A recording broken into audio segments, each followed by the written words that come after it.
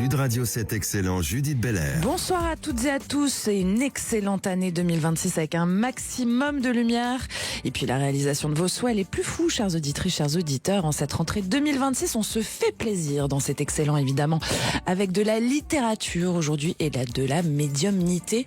Donc voilà, un peu de magie quoi pour commencer cette année. Voilà, donc plus que 3 jours d'ailleurs avant la sortie du nouveau roman de Mélissa d'Acosta, Fauve. Ça sera mercredi prochain, le 7 janvier. Et c'est édité chez Albin Michel. Alors la romancière à succès nous fait le plaisir d'être avec nous sur le plateau. Mélissa, bienvenue. Merci, bonjour. Avec plaisir. Vous êtes l'une des autrices françaises les plus lues de ces dernières années. Vous avez cette capacité rare à parler de l'intime tout en touchant l'universel. Vos romans Tout le bleu du ciel, Les lendemains, Je revenais des autres ont touché des centaines de milliers de lecteurs. Ils ont été traduits, adaptés et continuent de circuler de main en main. Bravo. C'est excellent, comme on dit. C'est l'une des figures médiatiques les plus reconnues de la médiumnité en France. Annabelle de Villedieu, bienvenue. Merci. Avec plaisir. Vous intervenez régulièrement à la télévision pour partager vos prédictions, mais vous avez aussi une vision très incarnée de la spiritualité. Vous avez publié notamment Naître médium, c'est sorti chez Animae, livre dans lequel vous revenez sur la découverte de votre don dès l'âge de 9 ans, on va en parler. Et puis vous serez également l'une des personnalités présentes au Salon des Arts Divinatoires du Mieux Vivre et de la Vitalité, au cœur de l'Invisible, qui sera à Paris, à l'Espace Champéret. Ça sera du 12 au 15 février 2026. Et on sera là au rendez-vous. Avec plaisir. C'est excellent sur Sud Radio. Bienvenue chez vous à toutes et tous et encore bonne année. Mélissa d'Acosta, donc on parle de Fauve, ça sort mercredi prochain et moi je l'ai lu avant tout le monde. C'est chez Albin Michel. Je fais un petit pitch. C'est un jeune homme qui s'appelle Tony, qui a 17 ans et qui choisit la fuite plutôt que la survie à domicile, grosso modo. C'est un peu ça.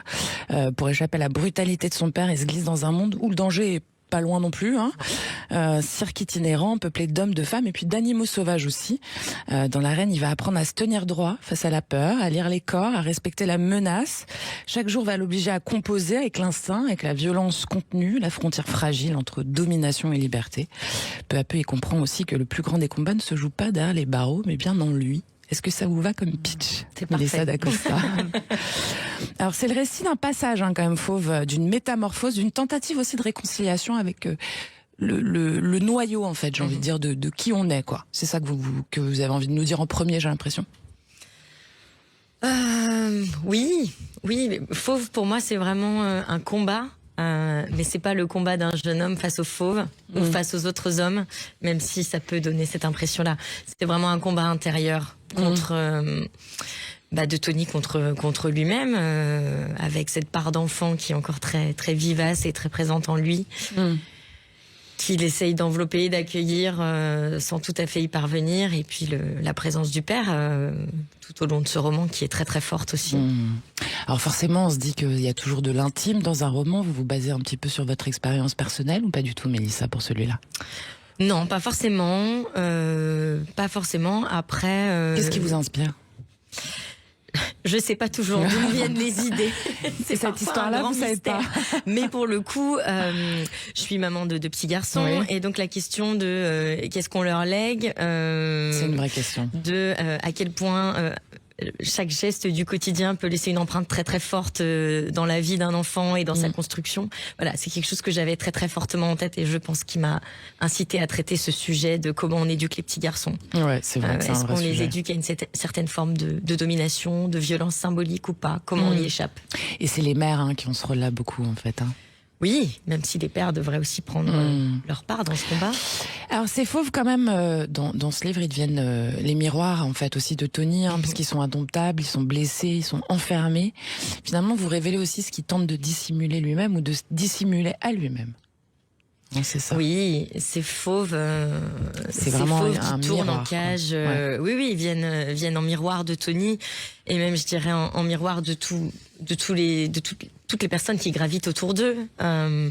Chaque personnage de ce roman est enfermé dans sa propre cage, dans ses croyances, C'est un peu ce qu'on vit tous aujourd'hui aussi. C'est une petite critique de notre société actuelle, Mélissa d'Acosta. Oui, on a tous objectivement. une petite cage différente pour chacun. Qu'on s'est parfois auto-créé. Alors ce qui est intéressant, c'est que dans votre phrase sur la page de garde, c'est « On peut sortir de la jungle, mais la jungle ne sort jamais du tigre ». C'est ça? C'est Bill Watterson, c'est dans la BD Calvin et Hobbes. C'est une BD que vos enfants lisent, j'imagine. Pas encore. Pas encore, d'accord. C'est une super BD. C'est Calvin et Hobbes, allez on se tire.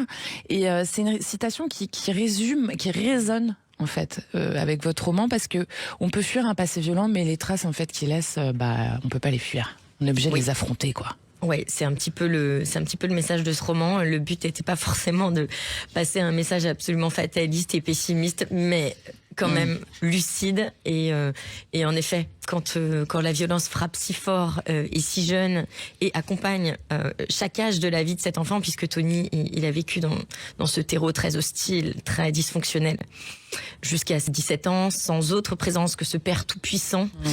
Et donc, il fait tout ce qu'il peut pour sortir de cette violence qu'il a en lui, mais... Il porte la jungle en lui comme le tigre, en fait. Hein, c'est ça, c'est-à-dire qu'il a encore des réflexes par rapport à ses propres blessures, sa manière d'être au monde.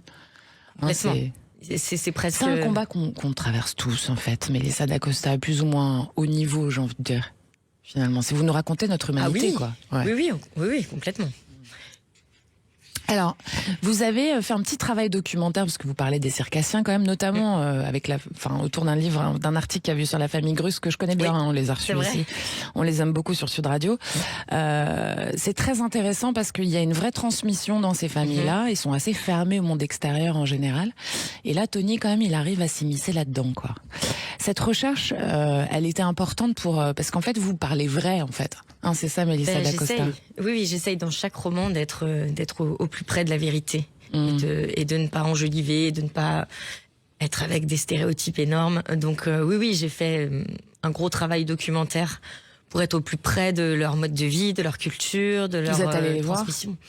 Alors non, j'ai pas osé. C'est pas encore quelque chose que je vais présenter. Bah voilà. J'ai beaucoup lu, j'ai regardé les vidéos. Vous savez qu'ils font je le dis pour les auditeurs, les auditrices qui nous entendent, hein, vous avez des répétitions ouvertes le dimanche matin. D'accord, je savais pas. Au chapiteau Grus, au bois de Boulogne à Paris. Donc vous pouvez aller les rencontrer. Alors ce qui est intéressant, c'est que la famille Grus, eux, ils font hyper attention à leurs bêtes. Les chevaux, c'est on va dire que c'est les rois, les reines du spectacle, hein, et ils sont hyper cajolés, quoi. Ce qui est pas forcément le cas dans votre histoire à vous. Et en plus, les fauves, maintenant c'est interdit. Ouais. Donc c'était aussi important de mettre ces bêtes-là pour parler de cette sauvagerie aussi qu'on a tous en nous. Oui, alors j'ai placé l'histoire dans les années 80 de façon à ce qu'il y ait encore des fauves. J'avais besoin que mon jeune Tony, qui se débat contre sa propre sauvagerie, sa propre violence et son animalité, soit confronté à des fauves. Je le voulais absolument parce que les fauves lui renvoient une image de lui-même en miroir. Et il se confronte à l'éducation qu'il a reçue et à la façon dont lui-même va essayer d'éduquer une jeune panthère qu'on lui confie.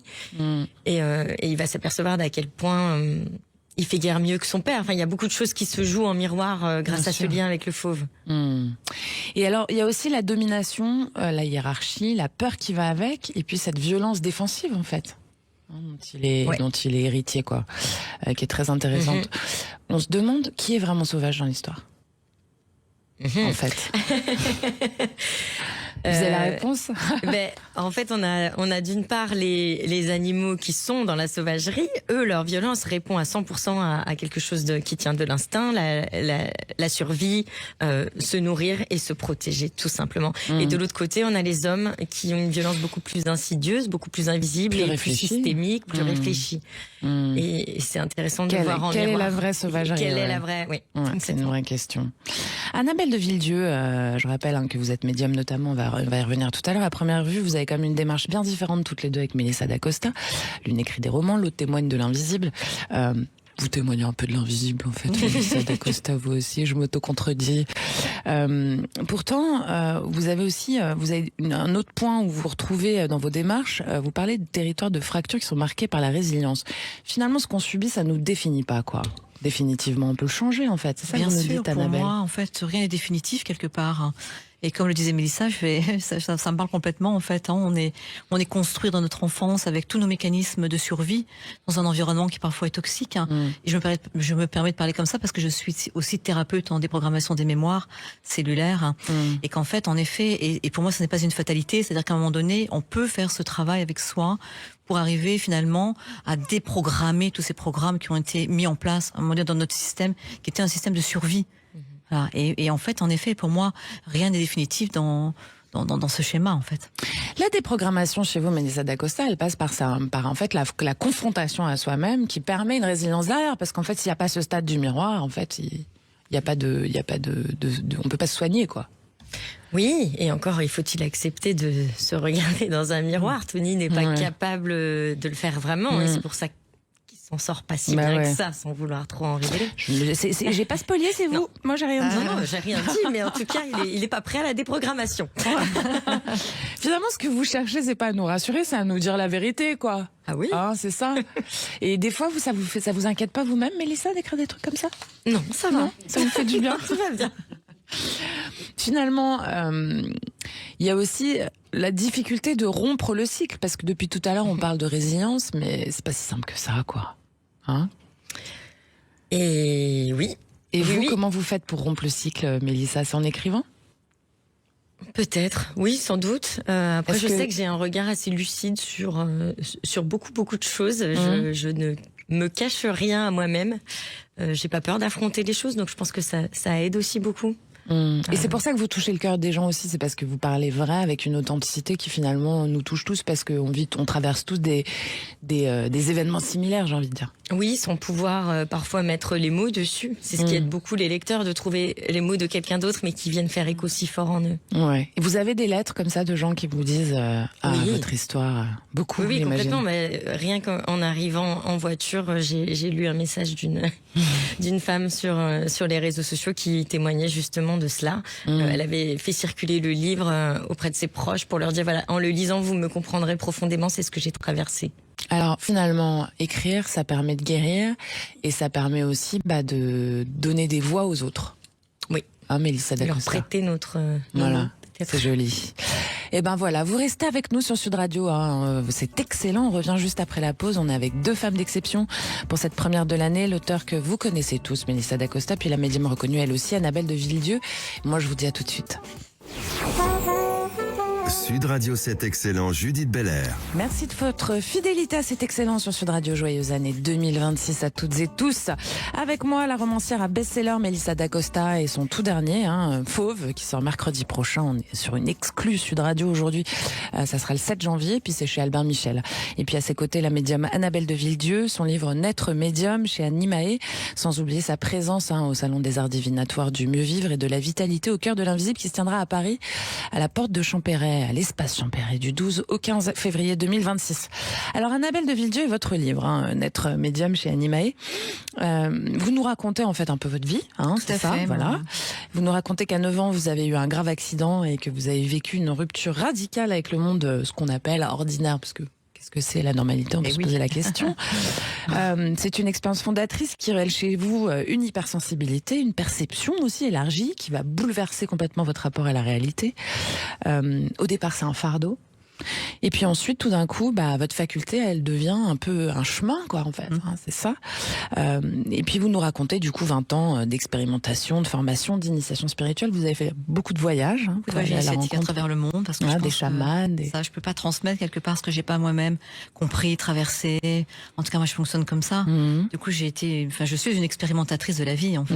Vous avez fait beaucoup de voyages mystiques, en fait. Beaucoup de voyages spirituels à travers le monde. J'ai vécu avec les guérisseurs mayas au Mexique, les chamans au Pérou, l'Inde, le Tibet, oui, beaucoup l'Égypte, beaucoup de voyages initiatiques. Donc c'est un récit de transformation, mais en fait c'est pas une transformation qui s'arrête chez vous, c'est une transformation perpétuelle, c'est un mouvement permanent, il n'y a jamais d'arrêt, quoi. Vous n'êtes jamais en pause.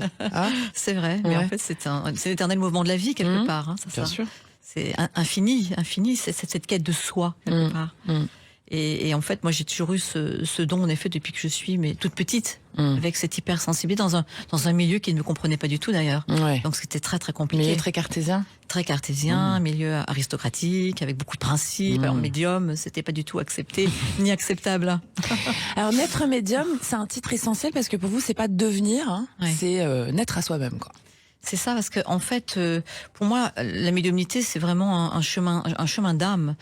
On arrive avec cette capacité, on arrive avec cette forme de mission quelque part, qui est au-delà de nous.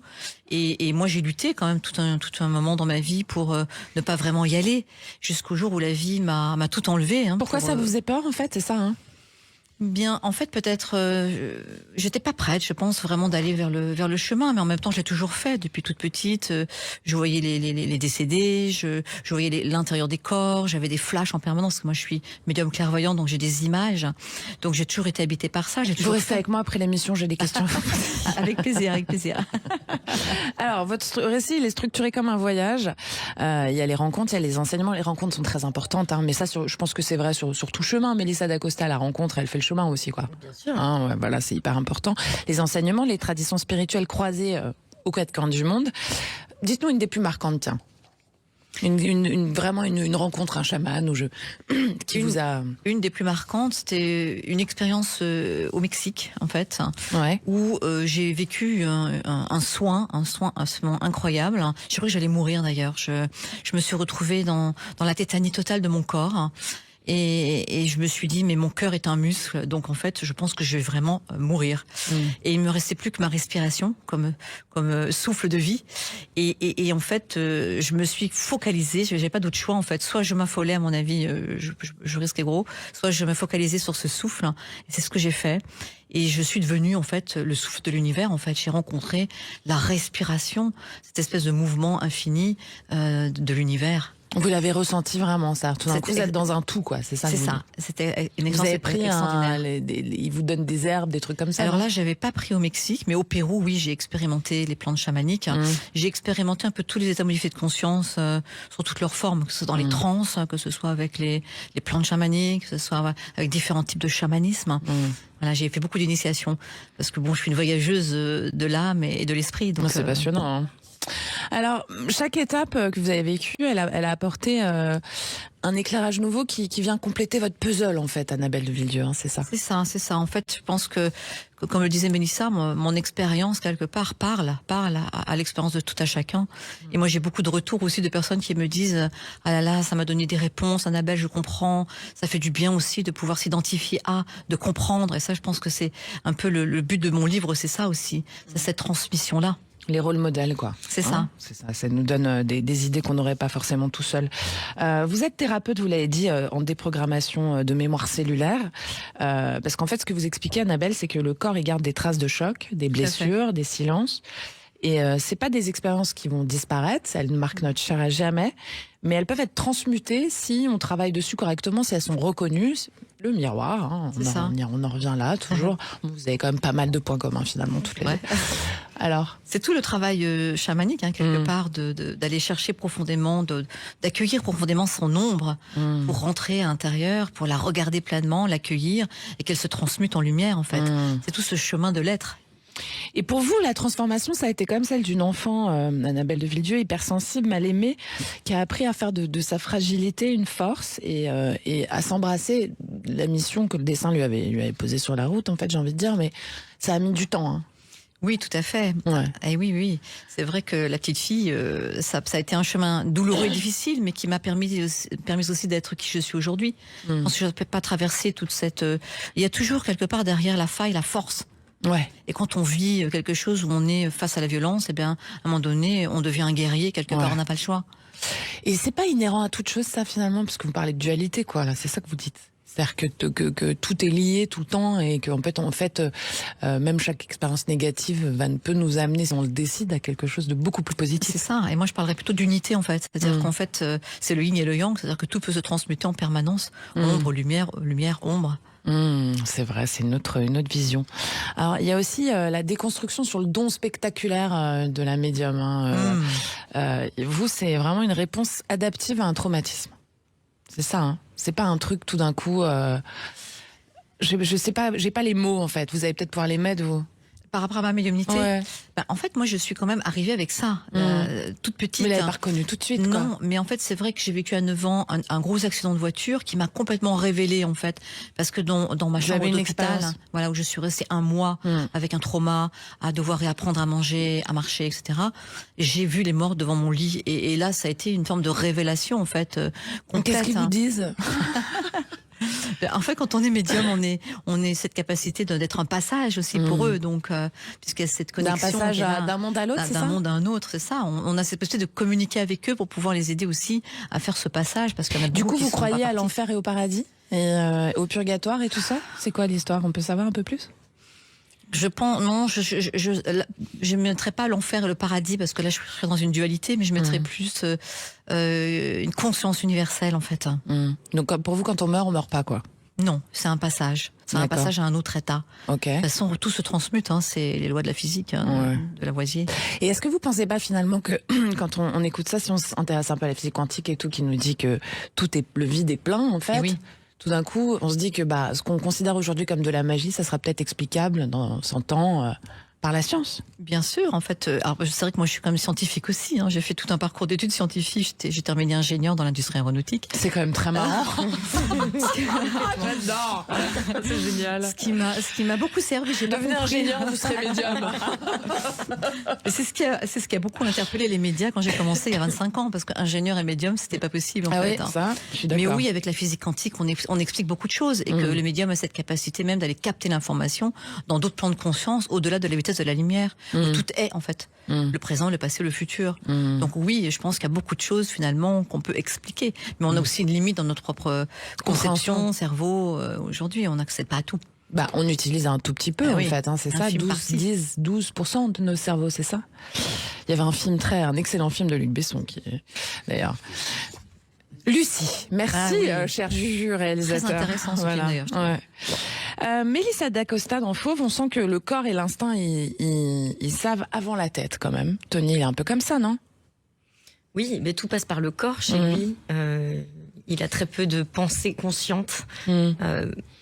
Toute émotion passe par le corps, des coups, des crachats, une espèce de raidissement des membres. Tout passe par le corps, uniquement par le corps. Et c'est peut-être le problème aussi.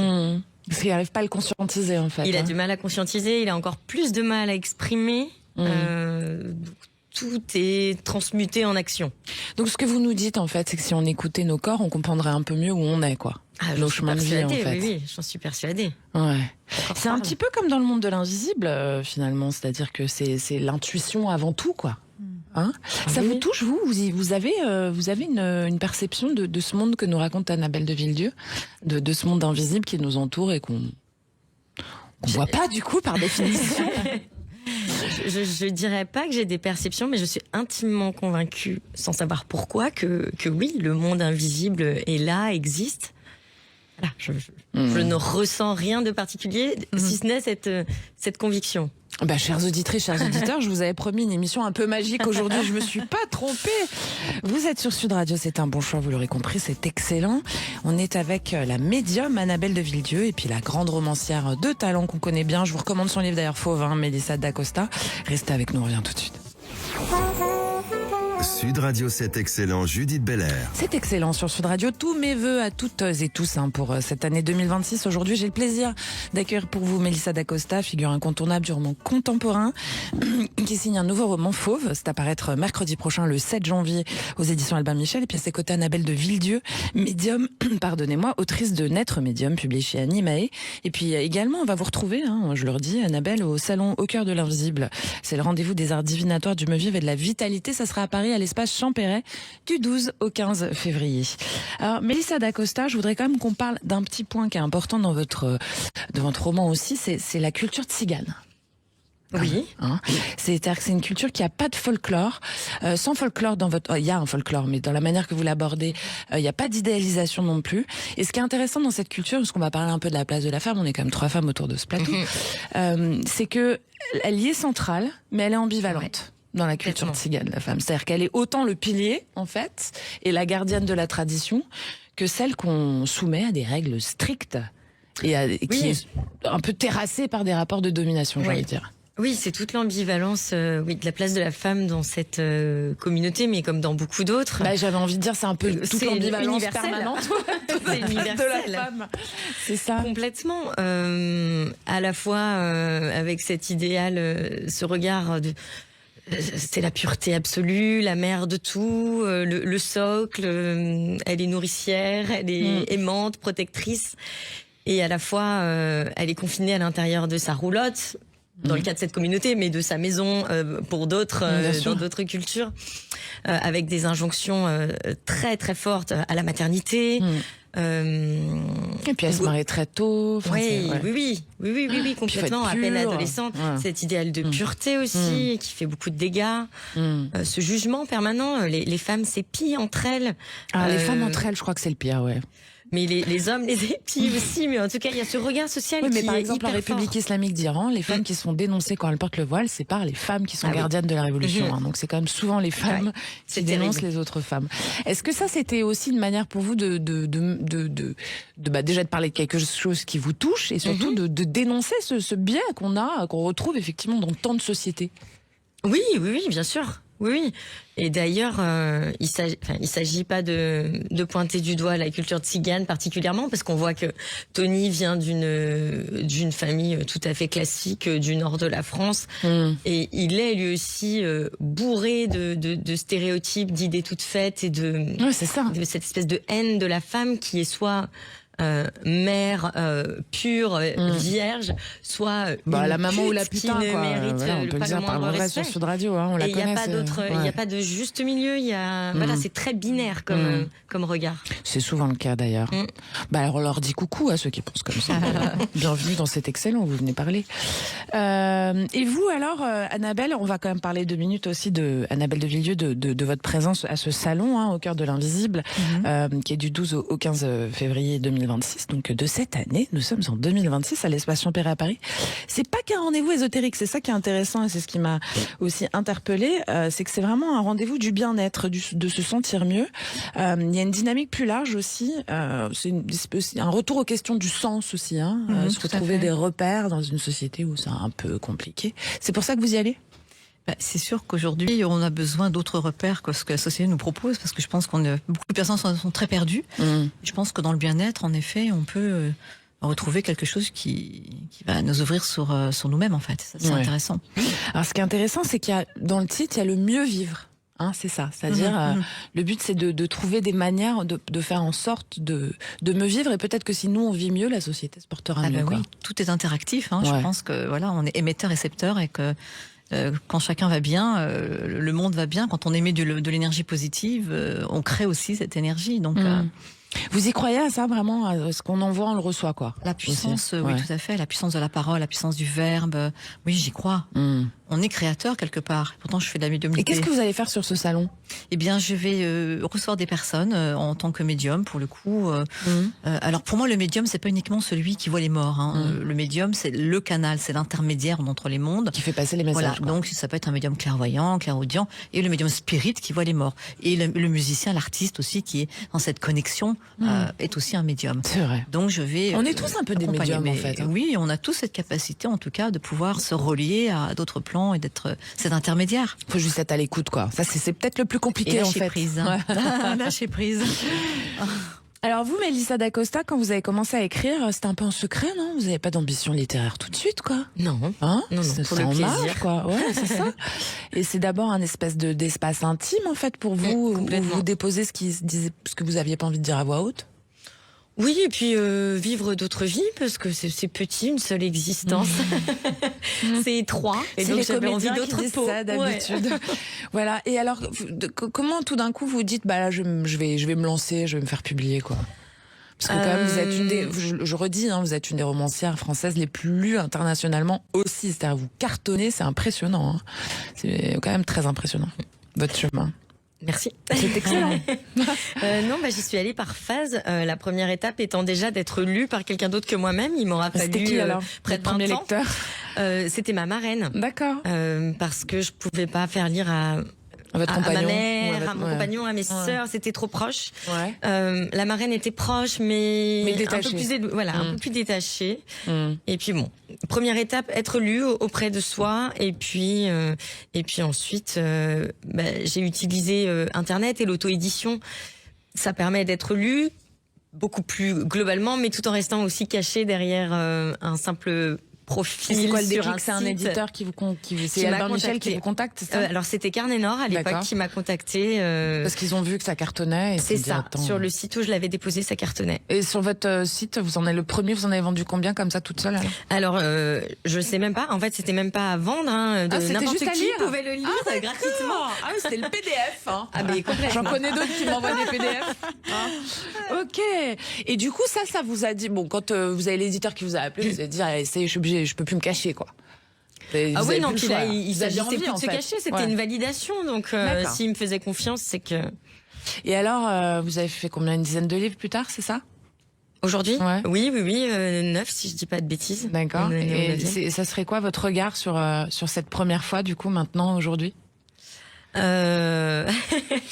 c'est le moment le plus intense, je pense, la première fois. On a beau faire beaucoup plus de ventes, beaucoup plus de promos, beaucoup plus de bruit en sortant un roman 6-7 ans plus tard, il n'y a rien de plus intense que cette première fois. Ça vous rend pas nostalgique, comme? Non. Bon. Non. Ça va alors. Et vous, alors, Annabelle de Villedieu, ce qui est fondamental dans votre parcours, c'est que rien n'est immédiat. Il y a le temps long, et ça m'a pas mal touchée. La médiumnité, c'est pas une évidence, c'est une construction progressive chez vous. Et voilà. Et en fait, c'est un chemin que vous avez choisi, mais qui s'est imposé, quoi. Oui, en fait, c'est une acceptation à un moment donné, ce qui est au-delà finalement de nous-mêmes. Hein. Parce que comme je le dis, on s'improvise pas médium, on arrive avec quelque chose qui fait partie de nous, intrinsèquement parlant. Et je pense que c'est vraiment pour moi un chemin d'âme avant tout. Donc voilà, et je pense que c'est pas facile d'accepter cette hypersensibilité, cette différence, de capter le monde avec une autre vision, d'avoir, on se sent très à part en fait, hein, et pas toujours compris. Donc à un moment donné, on n'a pas envie de ça, on a envie aussi de faire partie du moule quelque part. Mais on peut ça pas fait y mal à la échapper. tête aussi d'avoir tous ces gens qui viennent vous parler toute la journée, non? Au bout d'un moment, vous n'avez pas toujours envie, quoi. En fait, oui. Enfin, voilà, à un moment donné, on a envie d'être comme tout le monde entre guillemets. Et voilà. Donc, mais à un moment donné, c'est plus fort que ça. C'est-à-dire que quand on a un vrai don, c'est quelque chose auquel on ne peut pas échapper, puisque ça fait partie vraiment de cette mission qui nous est donnée. Et si vous cherchez trop à y échapper, ça vous fait encore plus mal à la tête, non? Ah ben oui, c'est ça. C'est ça, le Et puis de truc. toute façon, la vie nous y ramène quoi qu'il arrive. Mais vous parlez de sensibilité, c'est bien parce que ce qui relie aussi vos deux parcours à toutes les deux, c'est cette place que vous accordez à la sensibilité, tant dans votre vie que dans votre écriture. La sensibilité, c'est très important, c'est un fil conducteur chez vous aussi, Mélissa d'Acosta. De vos personnages, la vie à vivre, quoi. Oui, c'est une façon d'être au monde, tout simplement, de vivre. De s'accepter Sans aussi, ça, quoi. on a un sens en moins, quoi. Ouais. La sensibilité, c'est un sens? Oui, oui, D'accord. pour moi, tout ce qui est Donc on a émotionnel, 6 c'est sens, un en sens fait. à part entière. Donc on a un 6e sens qu'on n'exploite pas, c'est ça, Annabelle de Villedieu. Putain, on va y arriver là, ça va être incroyable. On va trouver le 6e sens à la fin de cette émission, j'adore. Hein, c'est ça que vous dites aussi. Vous. Ah oui, on a tous, voilà. Mais après, c'est sûr qu'on est beaucoup enfermés dans nos carcans, nos systèmes, nos croyances, nos peurs. Alors, on est coupé quelque part de nous-mêmes. Parce que l'enfant, quand il arrive au monde, il est dans cette spontanéité, dans cette espèce d'originel quelque part, de sensibilité, d'émerveillement. Et puis après, il devient ce qu'on appelle cet enfant blessé, qui se coupe, qui ne s'autorise pas. Donc c'est tout ce parcours-là aussi que l'être a à faire, de se rencontrer à nouveau dans son essence. Parler de cet enfant blessé, Mélissa d'Acosta, ce que vous disiez tout à l'heure, c'est que cet enfant blessé, votre Tony, en fait, il est marqué à vif par les événements, et c'est cet enfant blessé là dont il a du mal à se débarrasser. Mais c'est vrai que c'est universel, ça aussi. Ah oui. Et pour se couper de la tristesse, de la douleur, Tony, très très tôt, à l'âge de 5 ans, il a décidé qu'il ne serait plus qu'en colère. C'est la seule émotion que son père pouvait supporter d'un petit garçon et d'un homme, la colère, la rage, la fureur. Et donc tout passe par la fureur quand il s'agirait juste d'être mélancolique, triste. On n'a pas le droit à la tristesse dans votre livre, quoi. Non. En tout cas chez les hommes. Ouais. Bah, ça serait bien que ça se diffuse un peu tout ça. Eh bien, c'est excellent. Et vous le savez, c'est le rendez-vous des gens excellents du dimanche à 19h sur Sud Radio pour cette première de 2026. Vous êtes en compagnie de la romancière, la Mélissa d'Acosta. Et puis de la médium Annabelle de Villedieu. Vous restez avec nous, à tout de suite. Sud Radio 7 excellent, Judith Belair. Très belle année 2026. Chaque dimanche, c'est excellent sur Sud Radio. C'est à 19h avec vous. Aujourd'hui, pour cette première, l'écrivaine à succès, Mélissa d'Acosta, et son tout nouveau roman Fauve, qui est à sortir. Je l'ai lu avant tout le monde, mercredi prochain. Chez Albin Michel, je vous le recommande. Et puis la médium Annabelle de Villedieu, autrice de Naître médium, c'est chez Animae. Je vous le recommande aussi, c'est très intéressant. Et puis invité d'ailleurs au salon Au cœur de l'invisible. C'est le rendez-vous des arts divinatoires, du mieux vivre, de la vitalité. C'est à Paris, c'est à l'espace Champéret. Ça sera du 12 au 15 février. Alors, on va revenir aussi à ce concept de temps long, parce que ça m'a frappé dans vos deux parcours à toutes les deux. Ni Fauve, ni Naître médium, ni l'une ou l'autre dans vos parcours, vous nous proposez de solutions rapides ou de recettes miracles. En fait, ce qu'on y trouve, c'est que le cheminement, il se fait par une espèce de lenteur, de cheminement intérieur, et qu'il n'y a que le temps long, en fait, qui va réussir à dénouer. Mélissa d'Acosta. Oui, vaste sujet, mais oui. Chez vous, vos non, personnages, c'est vrai. ils avancent, ils composent, ils apprennent à vivre avec, mais ça prend du temps, quoi. Oui, c'est le cas. J'étais en train de faire une rétrospective de tous mes romans, mais en effet, c'est presque une hymne au temps et à la lenteur. Oui. Surtout dans une société où ça va finalement vraiment beaucoup trop vite, quoi. Complètement. Et quand on parlait tout à l'heure de sensibilité et de s'écouter, c'est pas possible dans un temps très court et immédiat. Ouais, c'est vrai. Et d'ailleurs, Annabelle de Villedieu, chez vous aussi, on parle de temps long. Parce que vous, la médiumnité, le temps de l'accepter, la construction progressive aussi, c'est ce que vous nous dites, ce que vous nous racontez dans Naître médium. Oui, bien sûr, parce qu'il y a un véritable parcours intérieur et qu'en fait, ça commence par ça. C'est en transformant notre univers intérieur qu'on va transformer le monde. C'est pas l'inverse. Du coup, ça ne se fait pas comme ça. Ça demande vraiment d'abord d'accepter aussi, de se regarder, de prendre cette part de responsabilité avec soi-même. Souvent, c'est pas le cas. Et puis, c'est un chemin. Vis-à-vis de soi-même, en fait. Ça prend du temps de se rencontrer pleinement. Il y a un temps d'intégration aussi, chaque expérience. Donc c'est pas quelque chose, voilà. Aujourd'hui, c'est vrai que je vois maintenant des personnes, elles font un week-end de chamanisme, elles sont chamanes. Non mais, je peux le dire. Je veux dire, le chamanisme, c'est une voie d'expérimentation. Il y a aussi des charlatans, on peut le dire. C'est sûr. Mais qui prend du temps, c'est ça. C'est un chemin, en fait, qui est parcouru avec soi et qui prend du temps de l'intégration. Et chez vous, alors, parce qu'il y a un autre sujet qui vous lie toutes les deux, c'est le poids de la parole, le poids du mot. Chez vous, Annabelle de Villedieu, la parole transmise, elle apaise, elle éclaire, mais elle peut bouleverser aussi, quoi. C'est le verbe est créateur. C'est une fréquence quelque part, ce qu'on aimait. C'est biblique même, j'ai envie de dire. Et oui, on peut tout faire avec Après, pour moi, c'est vraiment la conscience que l'on va mettre dans ce que l'on dit, dans ce que l'on fait, dans ce que l'on émet. Parce que quand il y a une vraie conscience, on crée vraiment la situation. D'accord. Donc, Donc vous pensez que ce qu'on dit, ce qu'on projette, en fait, on le crée, quoi. C'est-à-dire que derrière, ça peut venir. C'est ce qu'on appelle la magie. L'âme agit. L'âme agit. C'est le langage des oiseaux, là. Et ouais. Bon, on n'est pas du tout accrochés dans cet excellent ce soir. Mais c'est vrai. L'âme agit. C'est-à-dire, c'est à nous de laisser. C'est ça. La place, quoi. On a cette responsabilité. Intéressant. Et vous, chez vous, Mélissa d'Acosta, chaque mot engage, en fait. J'ai envie de dire, parce qu'on se reconnaît ou pas, on se projette, on se reconstruit. Enfin, votre livre, vos livres, d'ailleurs, comme vous le dites, il y a des femmes qui vous écrivent pour vous remercier d'avoir pris les mots à leur place. En fait, vraiment, il y a ce concept du poids de la parole chez vous, quoi. Oui, la parole libératoire, la parole thérapeutique aussi. Et puis le poids des mots que vous utilisez, parce que c'est des mots qui parlent à tout le monde. Oui, j'essaye en tout cas. Vous y arrivez bien.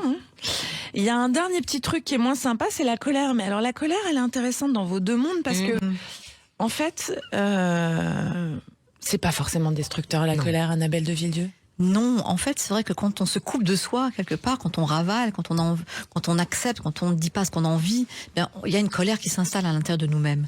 Et cette colère, c'est une énergie à un moment donné qu'on a cristallisée dans notre propre corps. Et cette colère, c'est une énergie puissante. C'est-à-dire qu'en fait, quand on peut la réhabiliter, cette énergie-là. C'est-à-dire que la colère, on peut à un moment donné la sortir, mais la récupérer en fait en la sortant, cette énergie qui à un moment donné s'est figée dans notre système. Donc la colère, oui, c'est très porteur, intéressant. C'est porteur quand, bien sûr, on va pas la décharger sur quelqu'un, parce qu'à un moment donné, si on ne la regarde pas, cette colère, et qu'on ne la transmute pas, eh bien, elle peut se retourner aussi contre nous. Et alors, chez vous, elle a une sacrée place, la colère aussi, Mélissa d'Acosta, mais c'est pareil, elle n'est pas forcément destructrice, elle peut être porteuse. Oui, si on compare deux de mes personnages, Sabrina et Tony, tous les deux ont cette colère immense en eux. Qui sort chez Albin Michel mercredi prochain, je vous en prie. Et il y a Tony qui va se servir de la colère pour la décharger contre un petit peu tout le monde, être dans la violence physique, écraser, dominer. À l'inverse, Sabrina va amonceler toute cette N'en colère dites pas trop. pour la mettre en action Voilà. et réaliser certains rêves. Vous voulez savoir ce que va faire Sabrina? Il faut Je n'en lire dis pas Fauve. plus. Mais voilà, c'est deux usages de la colère qui sont tout à fait différents. Ouais. Donc c'est vrai. Comme quoi, ça dépend aussi de la manière dont on se positionne soi, Complètement. quoi. Hein, Et donc, ça on mène pas apprend forcément des à de la trucs. violence non plus. Non, c'est ça. Très intéressant. Bon, mesdames, vous le savez peut-être pas, mais dans cet excellent à la fin, il y a un portrait chinois. D'accord. Alors, on va passer au portrait chinois. Alors, réfléchissez pas trop à vos réponses parce que sinon, ça marche moins bien. Vous êtes d'accord? Vous êtes prêtes? On y va. Mélissa d'Acosta, si vous étiez un mot que vous refusez. Waouh. Je vous ai dit, il faut être concentré. Non. Non. J'ai Vous du mal à refusez dire non. Alors, vous avez du mal à le dire et vous aimez pas qu'on vous le dise, j'imagine non plus. Oui, mais j'ai plus c'est de moi. mal. Je parviens mieux à l'entendre qu'à le dire. Je trouve que c'est D'accord. difficile de dire non. Ah bon? Pourquoi? C'est pas un truc qui vient naturellement? Non. Qu'est-ce qui vous vient naturellement? Le oui, le oui, j'arrange tout le monde, j'arrondis les angles. Vous êtes vraiment une mère nourricière, quoi. Ouais, C'est un peu fatigant, c'est non? fatigant. Faut apprendre à dire non. N-O-N, Mélissa d'Acosta. Annabelle de Villedieu, à quoi vous dites oui, vous? À la vie. Ouais. Mm. En général, quoi. À la vie, dans toute son énergie, dans sa puissante énergie. Parce que c'est une énergie qui est dans tout, en fait. Dans tout, oui. Voilà. Qui nous anime, qui nous nourrit, qui nous relie. Voilà. Donc, oui, elle a cette énergie de vie. Mélissa d'Acosta, si vous étiez un sentiment, ça serait quoi? L'euphorie. D'accord. bien. Je pensais que vous alliez me dire la colère, un truc comme ça. Non, pas du tout. En fait, en même temps, vous n'avez pas l'air très en colère. Non. Pourquoi l'euphorie? Ça donne des ailes. Vous êtes ça- euphorique Tout le temps, Alors là, souvent actuellement, non. Non. Non, pas plus que ça. Non, mais je trouve que c'est une certaine ivresse, l'euphorie. Ouais, je suis d'accord. Ça vous envolez, quoi. Ouais, c'est Vous ça. aimez bien ça. D'accord. Annabelle de Villedieu, si vous étiez un lieu qui vous protège. Un lieu qui me protège, je me verrais dans ce magnifique paysage de nature, avec une cascade, voilà, la nature. La nature, Ouais. nature, mère nourricière elle aussi, L'essentiel, oui. Gaïa, tout ça. C'est ça. Voilà. Et quand vous êtes, quelle que soit la nature, quoi, la plage, la forêt. Non, une nature verdoyante, riche. Ah, donc la forêt, quoi. Voilà, quelque chose qui nourrit. c'est ça. Ouais. Ouais. D'accord. Ça vous va bien aussi. Mélissa d'Acosta, si vous étiez une œuvre littéraire incontournable, ou alors celle que vous auriez eu envie d'écrire, tiens. Le parfum, je Ah pense. ouais, de Patrick Suskind. C'est un roman qui m'a profondément marqué et que j'aurais rêvé d'écrire. Parce qu'il a réussi, alors moi c'est un de mes préférés aussi, parce qu'il a réussi à écrire les odeurs. Oui, c'est ça. C'est On incroyable. sent tout. On sent Oui, tout ce qu'il c'est raconte. incroyable. Ouais. Alors qu'on lit, quoi. Oui. Donc comme quoi les sens sont quand même étroitement liés. Hein. Ah oui. Hein bon, vous, on sent la colère, on sent la peur, on sent... Non, quand on lit votre livre, pas Oui. vous. On sent les fauves. Voilà. Non, oui, on n'est pas loin de la cage quand même. Hein. Ah oui, oui. Donc ça, c'est vous, comme pour écrire ça, voilà, c'est votre référence, c'est Suskind, quoi. Ah le oui, oui, parfum. mais je suis très sensible dans la littérature à l'importance qu'on va donner aux odeurs. Ouais. Très intéressant. Annabelle de Villedieu, si l'invisible il vous parlait tout de suite, qu'est-ce qu'il vous dirait? Fais confiance Ah, à qui? à tout Ah, ce qui d'accord. doit être. Il vous dit ça tout le temps? Fais confiance. Fais Ouais. confiance. Ouais. Donc à vous-même. Mais au depuis rêve. toute petite, hein, j'ai D'accord. toujours eu fais confiance. Ok. ce Et que tu sinon, vous n'avez pas traverses, une tout ce petite que tu prédiction vis. à nous donner à part ça, là? L'année 2026, ça va être comment en France? Ça va pas être une année facile. C'est une Ah, année bah, mince. peut-être, mais une année vraiment de transmutation qui va, pour moi, ça va beaucoup exploser sur 2026. D'accord. Mais ça ira mieux après ou pas? Plus sur 2027. Ok. Bon, ben, on croise les doigts, hein, quand même, parce que c'est pas top en ce moment. Mélissa d'Acosta, si vous étiez 3 adjectifs pour vous décrire. Ah, je suis embêtante, Ah hein. oui. Ah oui, hein, je vous ai fait souffler et tout, oh là là. Alors, Adjectif. Optimiste. Je suis oui. tournée vers la vie. J'accueille la vie aussi. Ça me parle beaucoup. Plutôt fonceuse. En tout cas, à travers mon écriture, il n'y a pas grand-chose qui me fait peur. Et accueillante. J'essaie d'accueillir la nouveauté, Nourricière, les accueillante. autres. Ça nous va bien, c'est bien, ça vous va bien aussi. Facile. Annabelle de Villedieu, si vous n'avez plus rien à réparer, qu'est-ce que vous feriez? Si je n'avais plus rien à réparer. Ouais.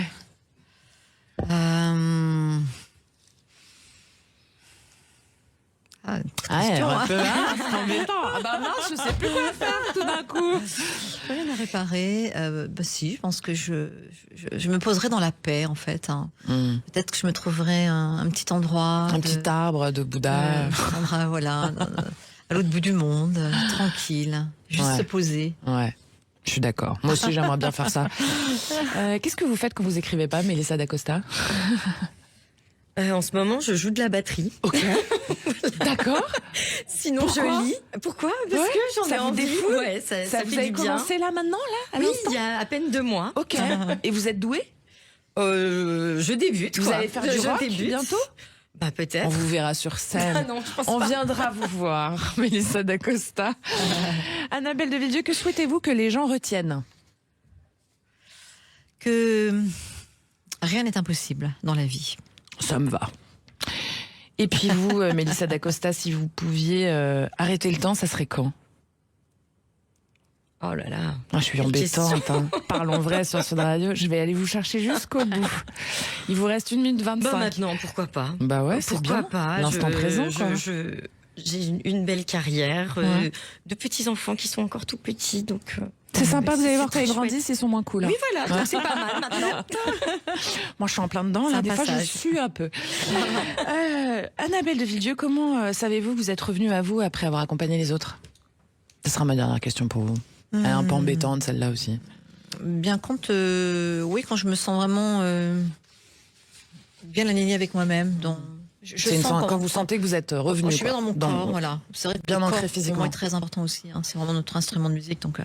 sentir qu'on est bien là dans sa présence. Notre corps est notre instrument de musique. On va finir cette émission là-dessus. Qu'est-ce que vous en pensez, Très Mélissa bien. d'Acosta, Annabelle de Villedieu? Merci à toutes les deux, c'était excellent.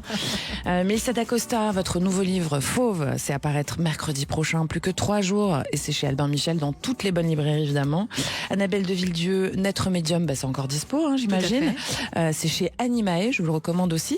Et puis, pour ceux que ça intéresse vraiment et qui ont envie de pousser le sujet un peu plus loin, il va falloir patienter un peu, c'est dans un petit mois, mais bon, il y a le salon au cœur de l'invisible, ça sera le rendez-vous des arts divinatoires du mieux vivre de la vitalité, c'est à Paris, c'est à l'espace Champéret, et ça sera du 12 au 15 février.